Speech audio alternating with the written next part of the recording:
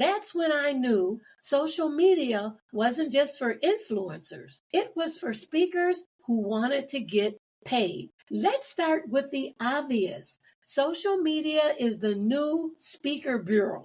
Event planners, they're not always scouring agency sites anymore. They're scrolling LinkedIn. They're watching Reels. They're saving TikToks. And if you're not showing up in their feed, you don't exist. I know it hurts, but let me tell you a quick story. A speaker I worked with, let's call her Monica, was doing all the right things. Fancy website, solid one sheet, great testimonials, but no gigs. Crickets. She started posting on LinkedIn twice a week, giving bite-sized tips from her keynotes and tagging past event organizers. Within a month, she got invited to speak at a women's leadership summit, and they paid her $5,000. The kicker? The event planner said, I've been following your content for a while.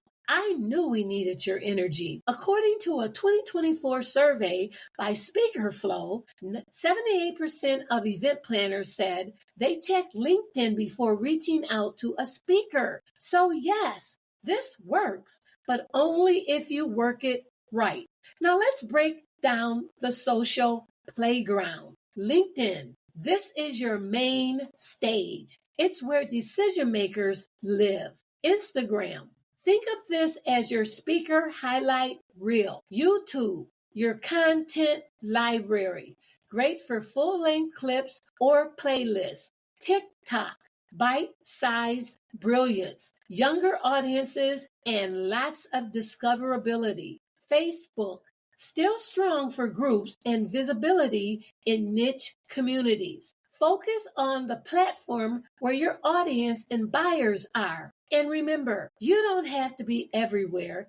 Just be somewhere consistently. If this episode is already getting your wheels turning, hit pause and leave a review. It helps more speakers find the show and support this movement to help speakers like you get paid. Now let's be real. Most speakers post content that says, look at me, when they should be saying, let me help you. Here are 5 high impact content types you should be posting. Mic drop moments. Number 1, short clips from your keynotes or panels. Number 2, speaker tips. 3 mistakes speakers make, or at virtual events, or what to do if you lose your place on stage. Number 3, behind the scenes, you prepping, traveling, or even rehearsing. Number 4, client and event highlights.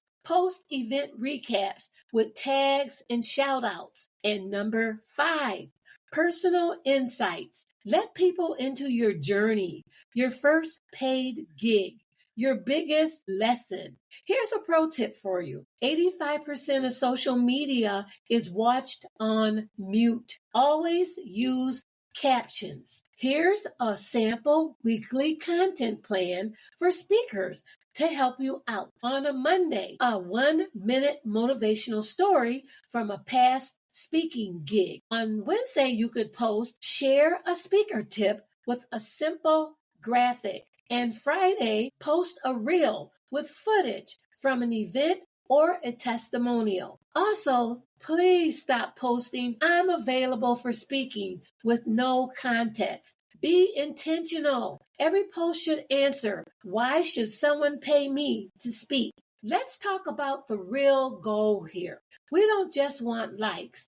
We want invites, contracts, checks. Here's the social to stage conversion framework that I use with clients. Step number 1, show value. Don't just shout. Instead of saying, I'm available to speak, demonstrate your message. Share audience takeaways. Drop knowledge. Don't pitch, teach. Step number 2, use CTAs or call to actions that spark conversations. Try, want to bring this message to your team? Know an event that needs this talk? DM me if this resonates with your community. Step number 3, make your bio a booking funnel. Your bio should say, and this is just a script that you can use. I'm going to give you the script, and then I'm going to give you an example of how I filled in this script. I help your audience with what problem through what's your solution. Now, here's my example. Here's how I answer that. I help emerging speakers get discovered by event planners through optimized speaker profiles, strategic content, and back-end support. Do you see that? I help my audience is emerging speakers get discovered by event planners. That's the problem. Through optimized speaker profiles. That's still part of the problem. And the solution is with strategic content and back-end support. That's how your bio should be presented on your LinkedIn profile. And also you need to have in your profile, now booking, when are you available for booking? September 2025, January 2025, whenever you're available for booking, you need to put that in there in your bio. And also you should have a book me link or a book me email, and the link should go directly to your email. Step number 4, link it all up. Your LinkedIn bio, speaker one sheet, booking form, demo reel, or even a free resource should be in your bio. And number 5, be referable. Always follow up with a thank you message after speaking or being tagged in an event. Then say, if you know someone looking for a speaker in whatever topic you're speaking on, I'd love an introduction.